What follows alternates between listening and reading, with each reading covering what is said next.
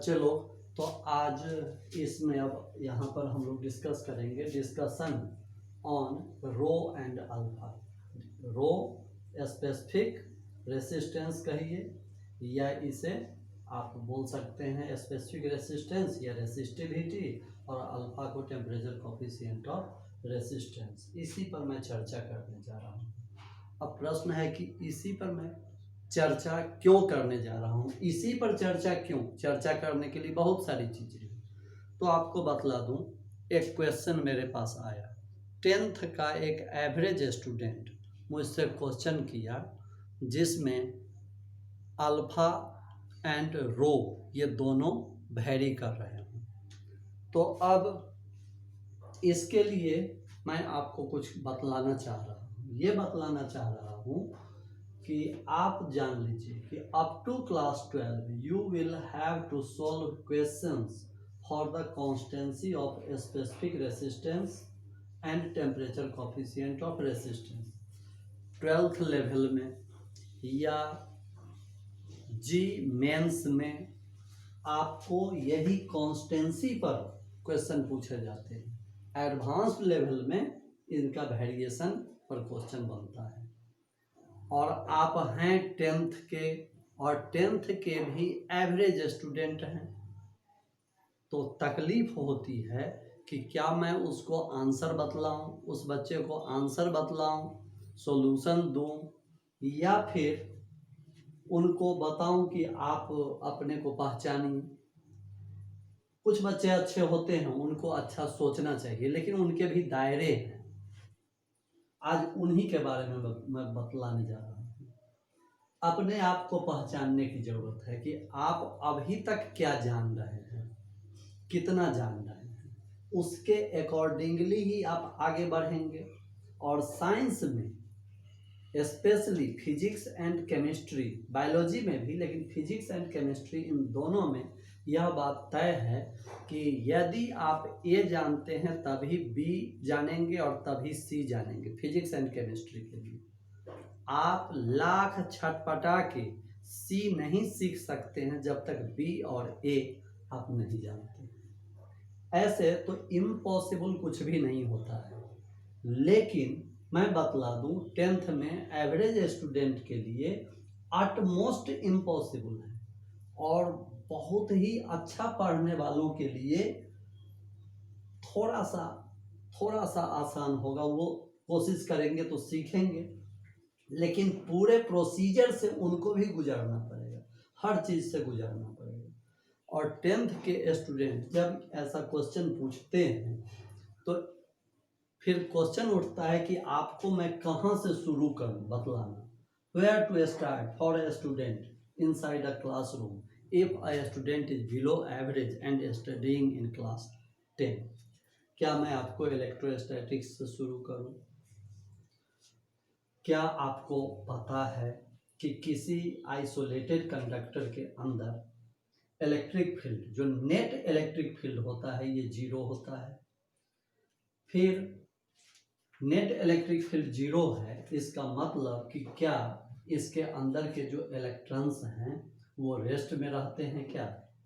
तो रेस्ट में तो नहीं रहते हैं। आंसर आएगा कि नहीं, रेस्ट में नहीं रहते हैं, ये मोशन में रहते हैं। तो मोशन में आखिर किस कारण से रहते हैं? तो आप जान लीजिए कि कोई भी मेटल है, कहीं पर रखा हुआ है, तो रूम टेम्परेचर कुछ और है, जो भी टेम्परेचर है, मान लीजिए कि रूम टेम्परेचर है उस समय 30 डिग्री सेल्सियस और मेटल का टेम्परेचर है 25 डिग्री सेल्सियस, तो निश्चित रूप से इस टेम्परेचर डिफरेंस के कारण सराउंडिंग से हीट इंटर करेगा मेटल के अंदर, और हीट इंटर करेगा का अर्थ हो गया कि एनर्जी इंटर करेगी। एनर्जी इंटर करेगी तो उसका इफेक्ट क्या दिखेगा? इलेक्ट्रॉन की काइनेटिक एनर्जी के रूप में। 25 डिग्री सेल्सियस पर भी फिर, और 20 डिग्री सेल्सियस पर भी, 15 डिग्री सेल्सियस पर भी इलेक्ट्रॉन मोशन में थे, लेकिन उनकी काइनेटिक एनर्जी कम थी। और इस समय भी काइनेटिक एनर्जी है, लेकिन पहले से बढ़ी हुई काइनेटिक एनर्जी है, क्योंकि पहले से ज़्यादा एनर्जी इसमें गेन कर चुका है। तो यहाँ पर जो हमने लिखा कि इस समय जो कुछ भी नेट इलेक्ट्रिक फील्ड है inside a piece of conductor inside a piece of isolated conductor, ये इसके थर्मल स्टेटस के कारण है।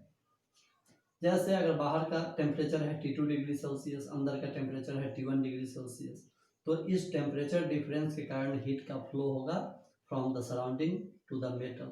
तो हीट का फ्लो होगा, हीट एनर्जी गेन करेंगे एटम्स एंड इलेक्ट्रॉन्स, उनकी काइनेटिक एनर्जी बढ़ेगी। पहले काइनेटिक एनर्जी मान लेते हैं Ke1 था, अब काइनेटिक एनर्जी Ke2 हो गया। तो काइनेटिक एनर्जी में जो चेंज आया Ke2 माइनस Ke1, वो इसी थर्मल स्टेटस के कारण, मतलब टेम्परेचर डिफरेंस के कारण। अब यहाँ पर क्वेश्चन आगे बढ़ाते हैं। सिर्फ हम एक झलक आपको दे रहे हैं कि motion of electrons inside a conductor, किसी कंडक्टर के अंदर, जब आइसोलेटेड कंडक्टर है, तो आइसोलेटेड कंडक्टर भी तो एटम्स से मिलकर बना हुआ है।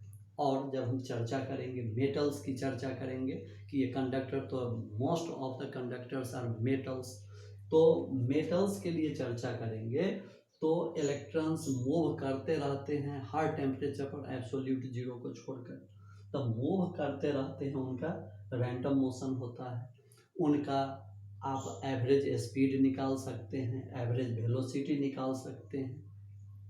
एवरेज स्पीड निकालने की ज़रूरत नहीं पड़ेगी, एवरेज वेलोसिटी निकालना ही पड़ेगा। और एवरेज वेलोसिटी जब निकालेंगे, इसके बाद इनका मीन, ये हाँ ठीक है, एवरेज वेलोसिटी तो हो ही गया, एवरेज वेलोसिटी निकालेंगे। फिर आपको रिलेशन,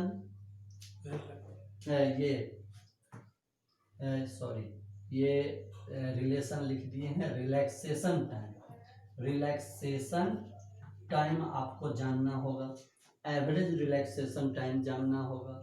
फिर आपको इलेक्ट्रॉन्स का फ्री पाथ जानना होगा, सभी फ्री पाथ्स का एवरेज निकालना होगा, मीन फ्री पाथ निकालना होगा।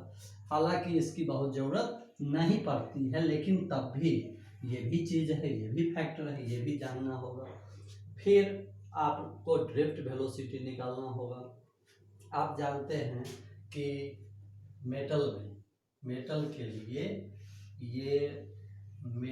लिए रूम टेम्परेचर पर नंबर ऑफ इलेक्ट्रॉन्स प्रेजेंट होते हैं 10⁻29 पर मीटर क्यूब। 10⁻29, 10⁻29 का मतलब 10⁻7 होता है 1 करोड़, और 10, फिर इस तरह से आप समझ लीजिए कि कितने सारे करोड़ हो जाएंगे इसमें, अरबों खरबों, नील पद्म शंख महाशंख, सारे वो भी फेल हो जाएंगे 10⁻29 में।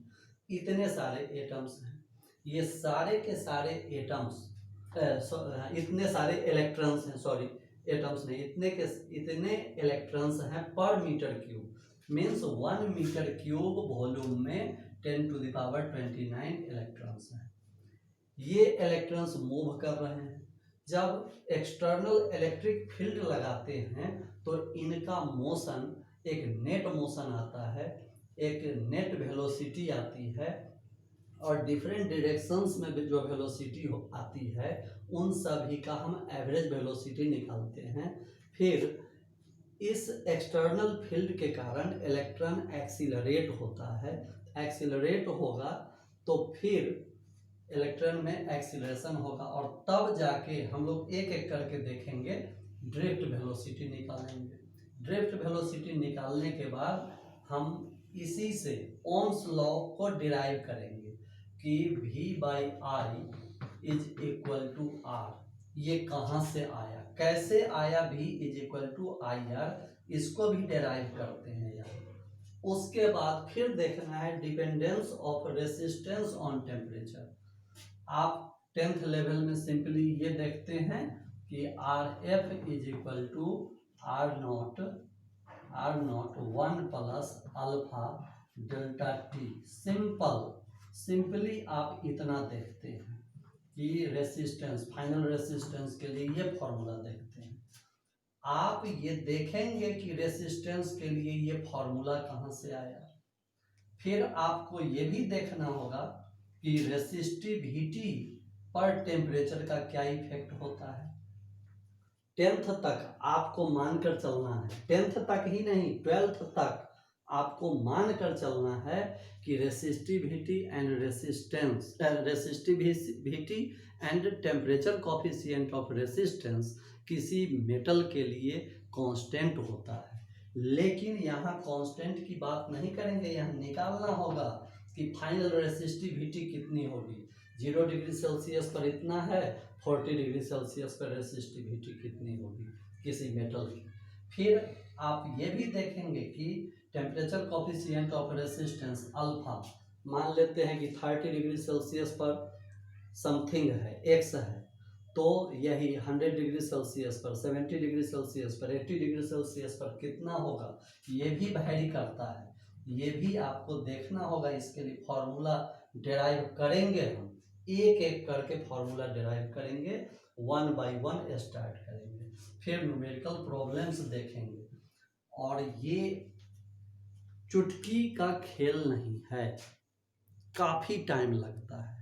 लेकिन आप तो क्वेश्चन, आपको कुछ लगता है, क्वेश्चन एक कर दिए, और क्वेश्चन कर दिए और सिर्फ आपको आंसर चाहिए कि एग्जैक्ट आंसर बता दीजिए। और जब मैं आंसर बतला देता हूँ उसके बाद आपको सॉल्यूशन नहीं चाहिए, सिर्फ आंसर।